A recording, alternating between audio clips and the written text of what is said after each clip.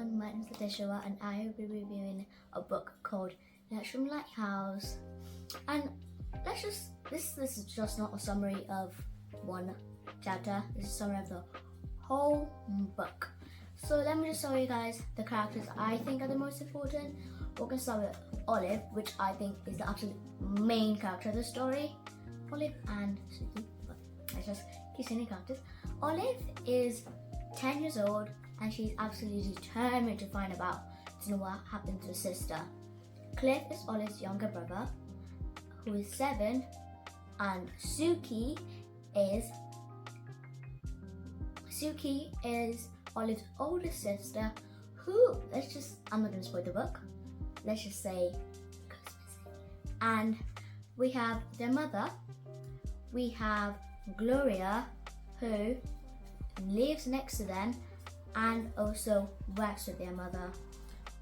We have Queenie, who knows Gloria and is a postmistress in Bournemouth Point. And we also have Ephraim, who is the lighthouse keeper, and last but not least, Esther. She's mean to Cliff and Olive, and she kind of does have kind of friends. At the same time, not friends with Olive and Cliff. So she's kind of just like, meh. So this book the setting is World War II, and let's get into the video. Suki, Cliff and Olive, they decide to go to the cinema because, you know, Suki, she's a bit of like all those glamour up teenagers, and like she likes going out.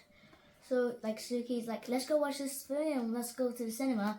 And they go to the cinema together, the film starts, and like before the film starts, they show like this clip of like what's happening in the war and like how people are doing. But Suki decides to go out, and like she just says just carry on. But then a bomb drops. So Olive panics. She takes Cliff out, and like she's just panicking. She doesn't know where Suki is. So she kind of Cliff goes off and goes to a lady, and they take him to shelter while Olive goes off to search for Suki. And then she finds Suki with a man. She takes a note from a man, and Olive is just confused. She thought Suki was looking for them, but she's not. She's taking a note from a man. So a bomb dropped, and Olive wakes up in the hospital. And the nurse lady just tells her she's going to be alright, but then she goes to grab her tea. But when she comes back, she comes back without tea, and she says her mother is dead. And she doesn't understand because her mother went to work, and like she decided to work to like she didn't take a car because it was sunny, and like she didn't understand anything that was going on. So they brought her mother's coat, but it was her mother's coat, but that was a coat Suki wore. So she didn't know if it was Suki that was missing or her mom, or like if Suki was dead or her mom was dead. But then a lady ran in, and a nurse tried to stop her, who had the same chipped front tooth and the same freckle when she smiled. So she didn't know if that lady was the mother of just like a replica of her mother. So then like they just go on. Then they realize that is her mother, and Suki is missing. Suki's nowhere to be found. They don't know whether she's dead or if she's alive. She's just missing. So her mother decides to take Olive and Cliff to Bournemouth Point, where there's not really that much bomb, and not really there's war, but like it's not really like bomb dropping everywhere like it is in London. That's where they are.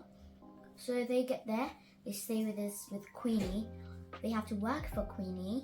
And Queenie, let's just say, she's a bit mean. And on the way there, a girl called Esther took off Cliff's comic. And this made Olive extremely mad. So they get there, they're going on with their life. And then Esther has to come live with them. And she doesn't know why Esther has to come live with them. But then she hears Queenie, who they're staying with, talking to another lady. She thought that they said she was Jewish. And then she said that the person who Esther was staying with couldn't keep her because she couldn't eat the type of food they ate. And that was Jewish. Jewish couldn't eat some certain food. So that made Olive think that Esther was Jewish, and she was Jewish. When Olive went upstairs, she saw Esther emptying out all socks straw, taking everything out. And she tried to stop her, but Esther just wasn't stopping. And then Olive saw that the note she found in her sister's jacket before she went missing, that the note that the man gave her was now in Esther's hands. Esther opened up the note and tried to read it, but it was a note, it was coded. What's that type of code again? It was a code, but it wasn't just normal letters, just saying exactly what it was. It was a secret type of code. And Esther was saying, is your sister a spy? Is your sister a secret spy? Does she have something to do with German? And Olive was trying to defend her sister, no, my sister isn't. But Esther just wasn't giving in. When they began arguing, they started fighting. Olive was trying to grab the note from Esther, but Esther wouldn't let go of it. And then she put it in her back pocket. Then she pushed Olive. But Olive nearly got injured, but she didn't get injured. And Cliff, trying to help her sister, trying to grab the note off her, she pushed Cliff. I think she pushed Cliff off the stairs. Now, Cliff is injured. And while she's injured, she tries to go grab Queenie. But she finds Queenie in the basement.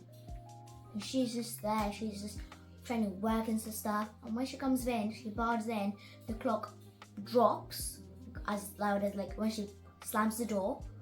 And Queenie's she's trying to cover something on her back. She also wanted to see something. And then Olive tells her what's happening. And Queenie doesn't really give in. She calls down all of them. She calls down both Olive, Cliff, and Esther. And she tells them that they can't keep fighting. So this results into Olive and Cliff having to move out of the house and go to the lighthouse keeper, Ephraim. They have to stay in the lighthouse. And when they got there, Cliff, he showed Olive the note that she thought Esther still had. It turned out that he had grabbed it from Esther secretly and gave it back to her sister. They both tried to crack the note. They just couldn't crack the code. And they just kept trying. Later on, she showed Ephraim, because she really couldn't understand. And then it turned out that Queenie wasn't writing to Suki. She thought Queenie was a pen pal. But it turned out that Ephraim was a pen pal, and Ephraim knew nothing about the code. So they tried to crack the whole code, but they couldn't do it. It didn't make sense to them. So then later on, she was able to crack the code on her own. And she was trying to explain to Cliff, but it turns out Cliff wasn't very well. So then it turned out the boat was coming in on that day. The code was saying that the boat that Suki was going to be on was coming in today, on that same day that she got the code. So she tried to find Ephraim, but Ephraim had gone to go meet Queenie and the other people. And she had to go find them. She went to Queenie's house. She was banging the door. But Esther was staying with Queenie at that time, was the only one at home. She thought that Olive was a strange person. She didn't want to open the door at first. So then she reluctantly opened the door and she found Olive there. Olive asked Esther, do you know where Queenie is? But Queenie wasn't home. So they had to both drag a boat in by themselves and no one else there to help them. And when they were able to drag the boat onto the shore, then the others came, Queenie, Ephraim, and the other villagers. And they were proud of them, and they had a party, and Olive was just kind of overwhelmed. And that was the same night Olive found out that one of the ladies who was working with Queenie was a secret agent with Queenie, and that man that gave Suki the note was Queenie, was the lady. And the Olive had to put all of this together, not knowing anything about it. And at this time, they wanted to paint the lighthouse because a bomb dropped because of like they could see the lighthouse and the lighthouse was pointing to where the place was. So they wanted to camouflage the lighthouse. So like all this was happening, and like it turns out that they on that boat was Esther's dad. So they were reunited, and everyone was expecting that Suki was going to be on that boat, but Suki wasn't. The weeks carried on. Cliff became sick. Their mum had to come over, and then the mom had like an argument with the lady because she now realized the mum knew that lady was that lady that the man that gave Queen the note was that lady. And like they got mad. They had a chat with Olive. Olive already knew all of this. Like she already put she already saw the whole puzzle. And at this point they didn't know what Queenie was. They didn't know what Suki was. And like Olive had to stay behind while Cliff and their mother went to the hospital. And she was worried. And Esther couldn't bear the fact that Jewish people were treated like her, were treated the way that they were. She couldn't bear that he had to wear special stars to make sure people knew that they were Jewish and people stayed away from them. And she had enough of it. So she and Olive decided to gather every single one of those Jewish people's coat that had special stars in them and take it to the classroom. And they put every single one of them on the desk. And the teacher couldn't stop them because at this point they were already taken over the classroom. They had told them everything about what was going on in the war. And some of the kids felt a bit sad. And one kid decided to say something. And like she said, Esther tries to explain it back to him. And she said something like, if you can't choose to do something, if you like something and someone tells you not to, and someone like hurts you because you do that, it's not right. So they'll help them remove all of the stars and put the stars into their pockets and return them out. And then later on, when Cliff and their mother had come back, they had a party to celebrate, and on that party, a man who wanted to paint the whole lighthouse came in and stopped the party. And the man asked Ephraim why he didn't jot some stuff down, because he was thinking of the lighthouse. He was meant to jot every single thing that happened. When it was breezy, when any boats came in, he was meant to jot every single thing. But he didn't jot when the boat came in. He didn't jot certain things. He didn't jot all of the radio. So they came to take him out. They came to arrest him. But all of the other people started saying they should arrest them too, because they did certain things they were meant to do. Like Queenie wasn't meant to bring in Jewish people secretly without it being published, without the government knowing. She wasn't meant to do that. And all the other people who were helping her weren't meant to do that. So they all stood up and were like, you have to take us too.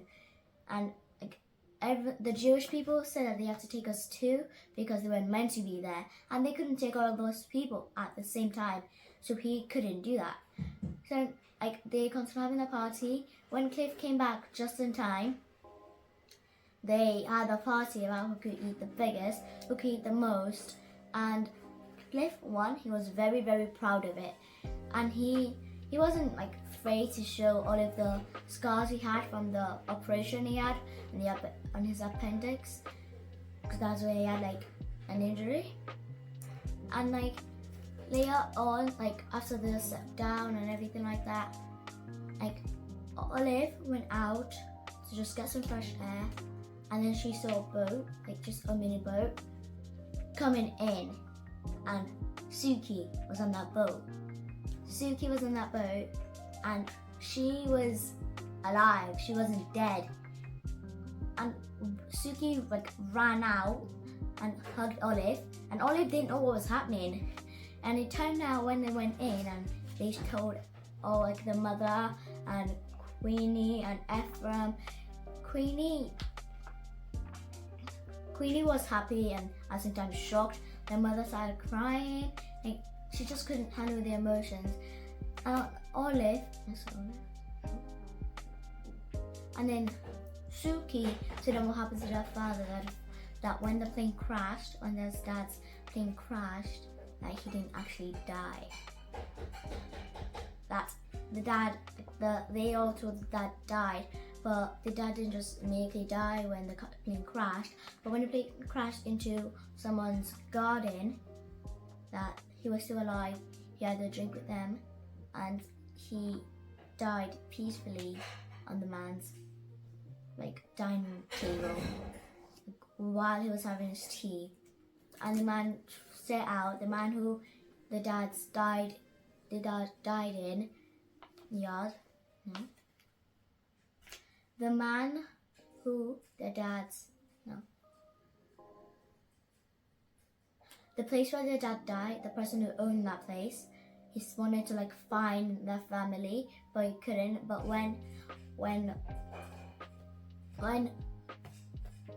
Suki came in with the boat, she had to sit down with the man because one of the other people around showed that man, and the man went to go find Suki and he told him everything, and that's why she missed the boat. That's why she couldn't get on the boat in time, and that's why she wasn't there when the other Jewish people came, because she was meant to be there with them. And that's it.